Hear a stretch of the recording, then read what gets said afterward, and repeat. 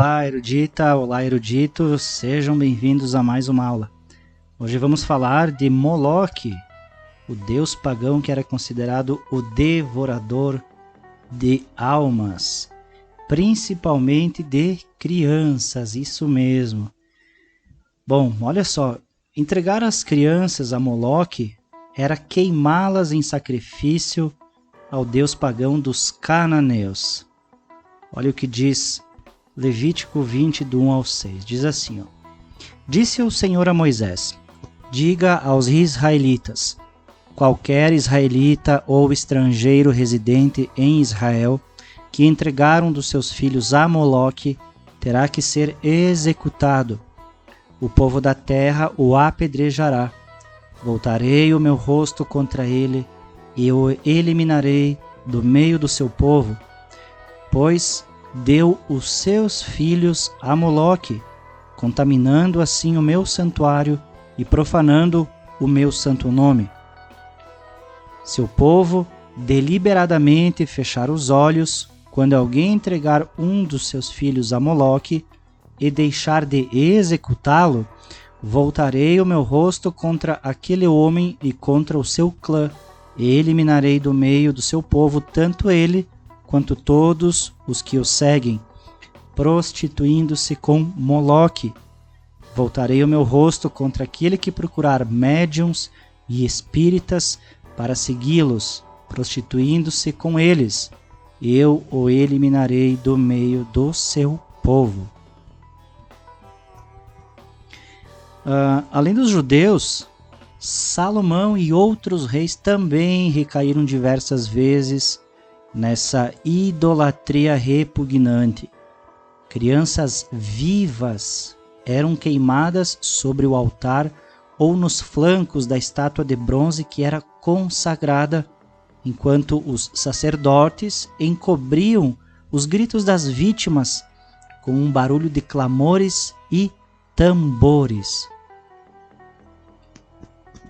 Moloque significava rei nas línguas semitas e transformou-se no nome de uma divindade adorada pelos povos de Moabe, Canaã, Tiro e Cartago, muitas vezes confundida com Baal. Esse culto cruel foi aproximado do mito do Minotauro, que devorava periodicamente a sua ração de jovens, do mito de Cronos, que devorava os próprios filhos, e das vítimas sacrificadas aos deuses incas. Sem dúvida, deve-se ver em Moloque a velha imagem do tirano, ciumento, vingativo, sem pena e que exige dos seus súditos obediência até a morte e que confisca todos os seus bens, até mesmo os filhos. Desde a antiguidade, os antigos cultos da área da Mesopotâmia incluíam sacrifícios humanos, conforme nos é sugerido pela história de Abraão e Isaque. Sabemos que outro tanto ocorreu entre os fenícios.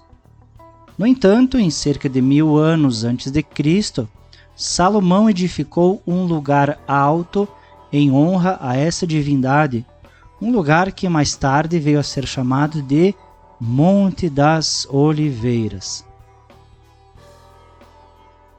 1 Reis 11:7 diz: No monte que fica a leste de Jerusalém, Salomão construiu um altar para Camos, o repugnante deus de Moabe, e para Moloque, o repugnante deus dos Amonitas. E nós podemos afirmar que esse monte era sim o Monte das Oliveiras, comparando com a passagem de Zacarias 14:4, que diz: Naquele dia os seus pés estarão sobre o Monte das Oliveiras, a leste de Jerusalém, e o monte se dividirá ao meio, de leste a oeste, por um grande vale. Metade do monte será removido para o norte e a outra metade para o sul. Foi necessário que Deus enviasse muitos profetas condenando tal prática. E foi somente o cativeiro babilônico que parece ter posto fim definitivamente a esse horrendo culto, embora, fora da Palestina, ainda tivesse permanecido no norte da África, entre os fenícios cartagineses, até dentro da própria era cristã. É possível que a psicologia perversa que inspirava esse culto foi a ideia de que o sacrifício de um filho ou de uma filha era um ato final de dedicação e que esse ato arrancava das divindades alguma grande bênção. Certamente essa psicologia está implícita na narrativa sobre Abraão e Isaque, mesmo que esse ato seja uma alusão ao verdadeiro sacrifício vivo do Cordeiro Imaculado, que foi Jesus Cristo. Esse relato é explicado metaforicamente, em termos de ser o maior sacrifício possível. Mas essa interpretação é lamentável, pois não podemos levar a sério que o Deus do céu poderia mesmo ter ordenado um sacrifício humano.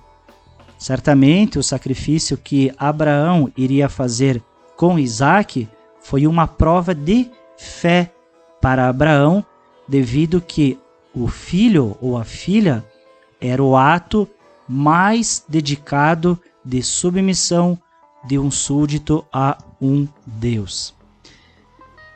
Muito bem, meus amigos, eu espero ter contribuído para a sua erudição, para o seu conhecimento. Gostou do vídeo? Deixa o seu like, se inscreva no canal se você ainda não é um inscrito. Ative o sininho das notificações para receber praticamente todos os dias uma nova aula. Eu vou ficando por aqui, vejo vocês no próximo vídeo, na próxima aula aqui na Escola de Eruditos. Até mais!